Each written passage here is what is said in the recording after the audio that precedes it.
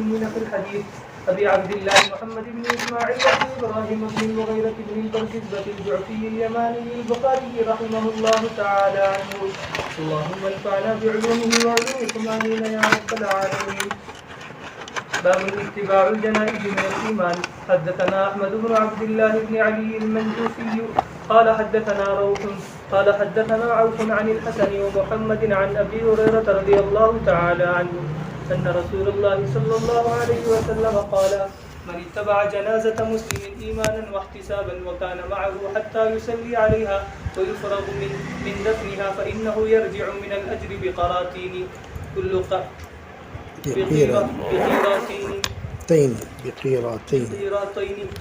قيرات مثل أحد ومن صلى عليها ثم رجع قبل أن تدفن فإنه يرجع من الأجر بقيرات. تابعه عثمان المؤذن قال حدثنا عوف عن محمد عن أبي هريرة رضي الله تعالى عنه عن النبي صلى الله عليه وسلم نحوه.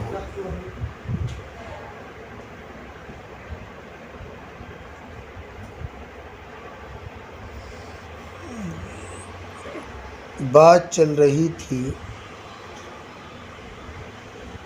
عبادات کے سلسلے میں، عبادات مالیہ، عبادات بدنیہ، اس کا تذکرہ ہوا۔ اب عبادات مالیہ و بدنیہ کے بعد ایک ہے اخلاقیہ، کچھ ہوتا ہے اخلاق سے تعلق رکھنے والی چیزیں۔ اخلاق میں انسان چاہے اپنی حیات میں کتنا بھی اختلاف کیوں نہ کر لے، ممات پر اختلاف نہیں ہونی چاہیے، موت پر سب کا اتحاد ہو جانا چاہیے۔ اگر کسی کی میت کے بعد بھی کوئی اختلاف کر رہا ہے، وہ انتہائی جاہل قسم کا انسان ہے، بلکہ یوں سمجھیے اس کے اندر انسانیت ہی نہیں ہے، نہ رحم ہے، نہ کرم ہے، اور نہ ہی اس کے اندر کسی بھی اعتبار سے انسانیت ہے۔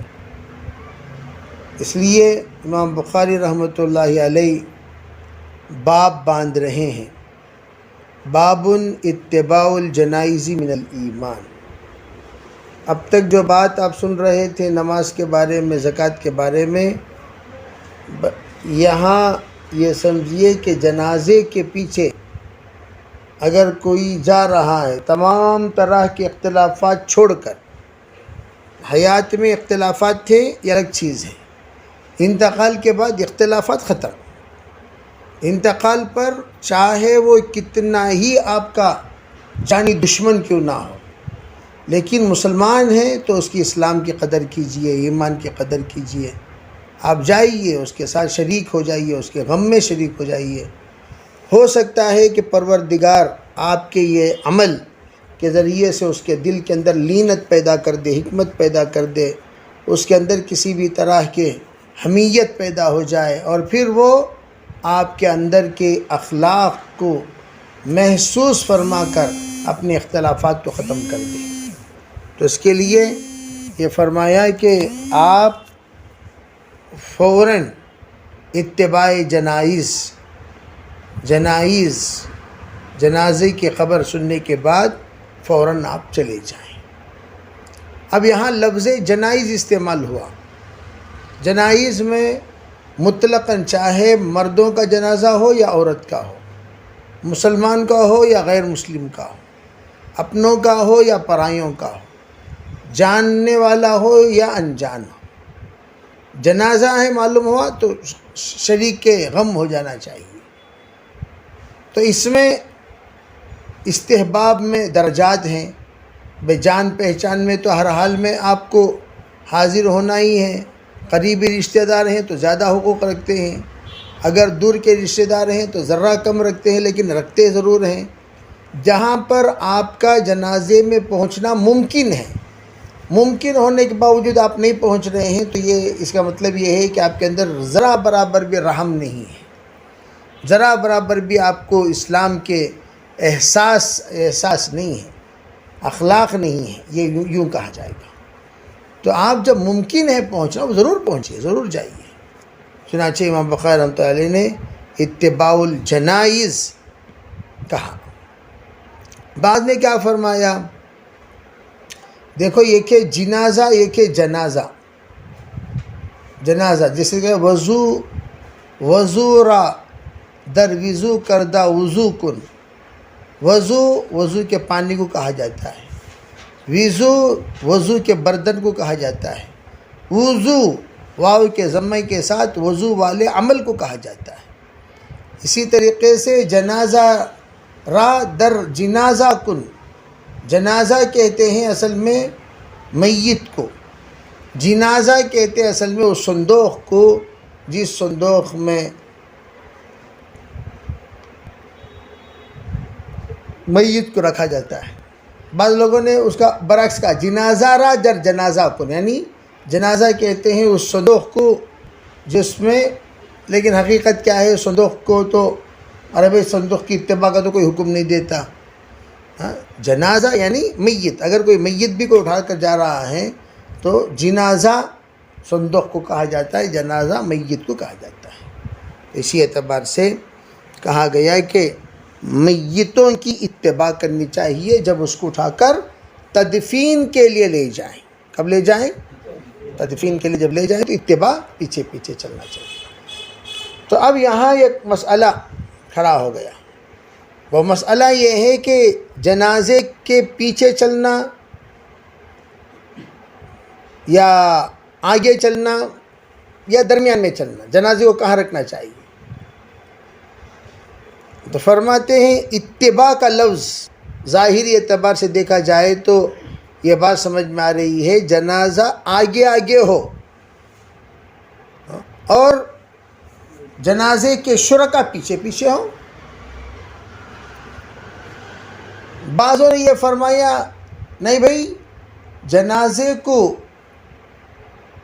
اتباع کے معنی یہ ہے کہ کچھ لوگ پیچھے ہونا چاہیے، کچھ لوگ آگے ہونا چاہیے۔ کیوں؟ بھائی جنازے کا اکرام، احترام یہ ہے کہ کچھ لوگوں کو آگے کر دیجئے تاکہ وہ لوگ جنازے کے مقدمہ بن جائیں اور مکمل طور پر راستہ وغیرہ دینے کے لیے جو کچھ نظام بنانا چاہیے وہ نظام کرتے ہوئے جائیں، تاکہ جنازے میں کوئی رکاوٹ پیدا نہ ہو، جنازہ مسلسل چلتے چلتے چلتے قبرستان پہنچ جائے۔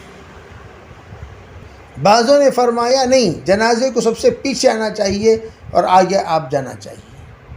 یہ ہے اتباع الجناز، یعنی جنازے کی اتباع، یعنی جنازہ تابعدار ہو جائے احیاء کے۔ جس طریقے سے کہا جاتا ہے مردہ بدست زندہ، تو زندوں کے تابع مردہ ہوتا ہے، نہ کہ مردے کے تابع زندہ، زندوں کے تابع مردہ ہوتا ہے، تو گویا متبوع ہے زندہ اور تابع ہے مردہ۔ اس طرح مختلف قسم کے رائے دی علماء کرام نے۔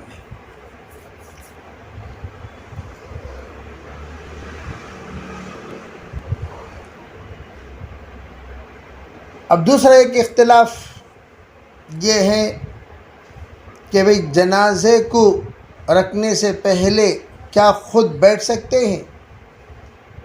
تو ادب یہ ہے کہ جنازہ رکھنے کے بعد خود بیٹھ سکتے ہیں، جنازہ رکھنے سے پہلے نہیں بیٹھ سکتے، بلکہ جنازہ جس وقت لے جایا جاتا ہے تو اس وقت میں جنازہ جب تک کھڑا رہے آپ سب کھڑے رہیں۔ اتباع الجنائز کا معنی یہ ہوتا ہے، جنازہ چلے تو آپ بھی چلیں، جنازہ رکے تو آپ بھی رکے، جنازہ بیٹھے تو آپ بھی بیٹھ جائیں، جنازہ کھڑے ہو جائے کیا مطلب؟ ابھی جنازہ اٹھا لیں تو پھر آپ بھی اٹھ جائیے۔ تو اتباع الجنائز کے یہ معنی ہوتے ہیں۔ تو جنازے کا جو پوزیشن ہوگا وہ پوزیشن ہونا چاہیے، یہ اتباع جنائز۔ بعضوں نے فرمایا اس میں کوئی حرج نہیں ہے، جنازہ اپنے رکاب کرتا رہے۔ اب قبرستان پہنچنے کے لیے جو راستہ آپ اختیار کرنا چاہتے ہیں آپ وہ راستہ اختیار کر سکتے ہیں۔ الغرض یہ سب کے سب استحبابی مسائل ہیں، تو اس میں تھوڑا سا فرق ہوتا ہے، تو بہتر یہ ہے کہ دیکھ لے، معذوری بے معذور ہیں تو جنازے سے پہلے بھی جا کر بیٹھ سکتے ہیں، اس میں کوئی حرج نہیں، بے معذور نہیں ہے تو جنازے کے ساتھ کھڑے رہی۔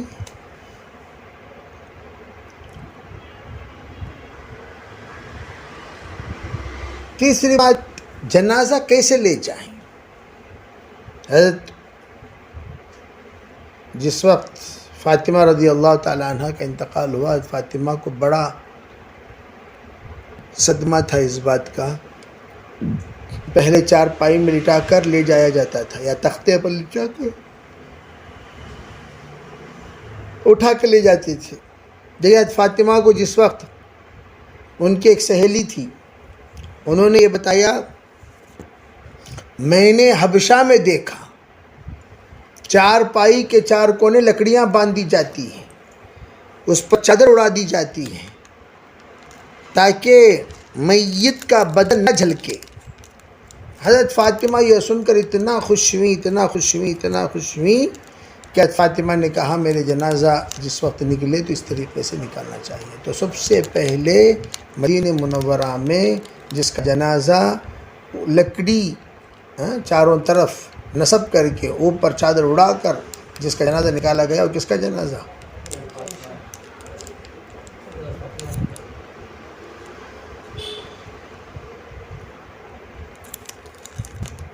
بیگم کا نام فاطمہ کیا؟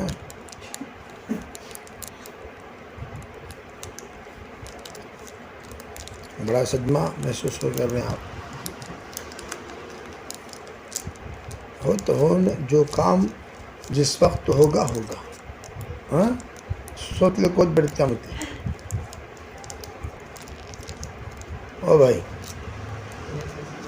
جو کام کیا بولو جس وقت ہوگا وہ ضرور ہو کر رہے گا۔ انما اصابہ لم یکن یخطئہ وانما اخطأہ لم یکن یصیبہ۔ جو ہونا ہے وہ ہوگا، وہ چھٹے گا نہیں، چکے گا نہیں۔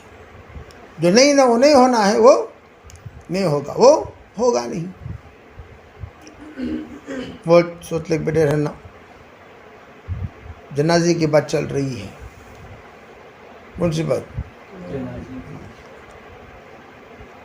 یہاں تصور فوراً کیا ہو گیا بھائی، وہ صحرا بھی تو ایک جنازے کی طرح۔ بعض لوگ کیا کہتے ہیں، نم کا نومت العروس، تو بریلوی لوگ کہتے ہیں جنازے کو سجا کر لے جانا چاہیے، کیوں؟ وہ دلہن ہے۔ حدیث پاک میں ہے کہ دلہن کی طرح سو جاؤ، لڑکے کو دلہا کی طرح، لڑکی کو دلہن کی طرح، تو دلہن کو سجا کر لے جایا جاتا ہے، تو چنانچہ جنازے کیا کرو، صحرا پہنا کر لے جاؤ۔ وہاں عالم برزخ میں عالم دنیا کی کسی چیز کا کوئی مطلب ہی نہیں، عالم برزخ کے اشیاء ہی کچھ اور ہیں۔ وہاں تو راحت رسانی کس سے ہوگی؟ اعمال سے ہوگی۔ بے راحت رسانی وہاں پھولوں سے ہوگی، ٹیل سے ہوگی۔ وہاں کی راحت رسانی تو اعمال ہیں، انسان کے کردار، حسن ما فی الصدور۔ تو جب وہاں کی راحت رسانی کی اشیاء کچھ اور ہیں، پاگل کی طرح اگر آپ ٹائلز اور فین اے سی وغیرہ فٹ کر رہے ہیں تو آپ سے بڑا احمق کون ہوگا بھائی؟ عالم برزخ میں چیزیں چلیں گی کیا؟ جب دنیا کی یہ کرنسی دوسری کنٹری میں نہیں چل سکتی، یہاں تو عالم ہی بدل گیا، عالم برزخ میں عالم دنیا کی اشیاء چلیں گے؟ چلیں گے۔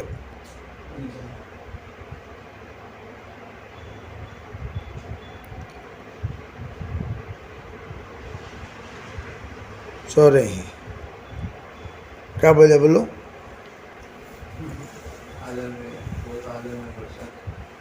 کون سا عالم؟ تو سوچنے کی بات ہی نہیں ہے۔ بقیہ تفصیلات بتاؤ۔ وَمَنِ اتَّبَعَ جَنَازَةَ مُسْلِمٍ، اگر کوئی مسلمان کے جنازے کی تابعداری کرے، اتباع کرے، اور بعض لوگوں نے فرمایا اتباع الجنائز کے معنی جنازے میں جو خدمات ہیں، جنازے میں غسل میں ساتھ دینا، کفن پہنانے میں ساتھ دینا، اٹھانے میں ساتھ دینا، رشتہ دار ہیں تو شروع سے آخر تک ساتھ میں رہنا، دوست ہیں ساتھ میں رہنا، بس ساتھ میں بھائی اس وقت وہ کام کرنے کی پوزیشن میں نہیں ہے تو میں ساتھ میں رہے تو وہ غم میں ہیں، جو بھی ہیں وہ غم میں ہیں، انتہائی غم میں ہیں، آپ ساتھ میں رہیں گے، وہ استاد کے ساتھ رہو، شاگرد ساتھی کے ساتھ رہو، ساتھ میں رہو، تو اس میں ایک ہمت بھی پیدا ہوتی ہے، صرف اللہ کو راضی کرنے کے لیے، ایمان و احتساب، یقین اور ثواب کی امید کے ساتھ، وَكَانَ مَعَهُ حَتَّى اسی کے ساتھ رہا یہاں تک کہ نماز پڑھی گئی، تدفین سے فارغ ہو گئی۔ فَإِنَّهُ يَرْجِعُ مِنَ الْأَجْرِ بِقِيرَاتَيْنِ، قیرات اصل میں 40 دراہیم کی تھیلی کو قیرات کہتے ہیں، 2 قیرات کو لے کر آئے گا۔ بعضوں نے کیا فرمایا، بھائی یہ جو قیرات ہے یہ کوئی معمولی قیرات نہیں ہے، معمولی قیرات نہیں، بلکہ کیا اس کا وزن اتنا ہوگا جیسے آپ نے ارشاد فرمایا مثل احد، ایک قیرات احد کے برابر وزندار ہوگا۔ مدینے کے پہاڑ، حضور صلی اللہ علیہ وسلم کا محبوب پہاڑ، آپ نے احد کے بارے میں کہا احد یحبنا ونحبہ، فرمایا احد ہم سے بہت محبت کرتا ہے اور ہم بھی اسے بہت چاہتے ہیں۔ کیسے، کس اعتبار سے محبت؟ بعضوں نے فرمایا احد کو اللہ تعالیٰ نے حساسیت عطا فرمائی ہے، کسی اور پہاڑ کو حساسیت نہیں، اور احد دشمنوں سے مدینے والوں کو بچانے کا سب سے بڑا حد ہے، اور اس کے ذریعے سے مدینے والے ہمیشہ محفوظ رہتے ہیں۔ تو اسے بتا آپ نے فرمایا احد ہم سے بہت محبت کرتا ہے، جو بھی دشمن آتے ہیں احد پہلے اطلاع دے دیتا ہے آ رہے ہیں، یا ہو سکتا ہے آپ علیہ السلام کو جب کنکریوں کا سلام کا سننا اور اس کا احساس ہونا ہوتا ہے تو احد کی محبت کا بھی احساس ہوتا ہو، ضرور یقیناً ہوتا ہوگا۔ جب درخت وغیرہ گفتگو آپ صلی اللہ علیہ وسلم کے لیے آتے ہیں، جڑتے ہیں، ہرنی جب گفتگو کر سکتی ہے آپ کے ساتھ، تو آپ کیا پہاڑ کی محبت کا اندازہ نہیں لگا سکتے؟ فرمایا احد کے برابر 2 قیرات، ایک قیرات احد کے برابر، کوئی معمولی قیرات نہیں ہے۔ یہ جو قیرات ہیں یہ دانق کا آدھا ہے۔ کیا ہے بھائی؟ بعضوں نے کیا فرمایا، بھائی یہ قیرات کا ثواب کیا ہے، یہ اللہ کو معلوم کتنا ثواب ہے وہ، بس۔ لیکن حضرت نبی علیہ الصلوۃ والسلام نے اس کی وضاحت فرمائی، پہاڑ کے برابر سمجھو، یہ ہے اصل مقصود، پہاڑ کے برابر سمجھو، پہاڑ کے برابر وزن۔ یہ بعضوں نے کیا فرمایا، یہ اصل میں استعارہ ہے، جیسے ہم کہتے ہیں ارے ان انسان کیا جی انہوں پہاڑ کی طرح، تو کیا پہاڑ کیا بڑے تھے کیا انہوں، یعنی ہمت، ان کا حوصلہ، ان کا جذبہ، ان کا دل، دریا کو تو کہاں ذرا دکھاؤ کرو، چلو دریا دل انسان کو تو کیا بے انہوں ہمیشہ سمندر میں چلتے رہیں گے، ایسا تھوڑی کیا جاتا ہے۔ تو یہ استعار کے طور پر آپ نے فرمایا، من صلی علیہا ثم رجع، کوئی نماز پڑھ کر واپس لوٹ گیا تدفین سے پہلے، تو فَإِنَّهُ يَرْجِعُ مِنَ الْأَجْرِ بِقِيرَاتٍ، یہ قیرات لے کر واپس آیا۔ وہ قیرات کم وزن والا قیرات، یہ فرمایا. ابھی بات سمجھ میں آئی ہے؟